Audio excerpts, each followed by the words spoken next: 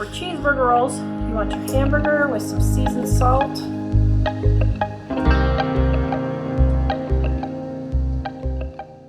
If you'd like, you could put taco seasoning in there or any other flavorings that you want. Yeah, these are totally versatile. If you want, you could make them little pizza pockets. You could make them chicken Alfredo. You could make them with pesto and chicken. You can use any kind of filling that you would for like pizza or calzone, pocket sandwich. Ham and cheese would be super delicious.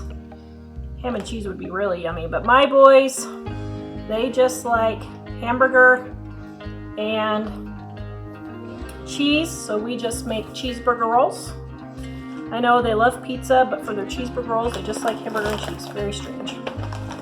Then we're gonna pop these in the oven at 350 degrees and bake them for about 15 to 20 minutes until they're nice and golden on top. There you go. If you want, you can brush the tops with some melted butter. That adds extra yummy goodness. That's what we usually do. But this is my boys' #1 favorite dinner is cheeseburger rolls.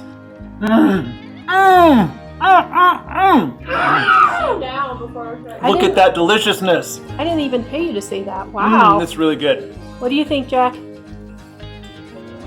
As you can see, no one is sitting down as they're eating. No. And as you can see, there aren't very many of them left. And Tara was just saying she's going to have to make another batch because the boys don't think this is enough. They just grabbed them all up off the thing.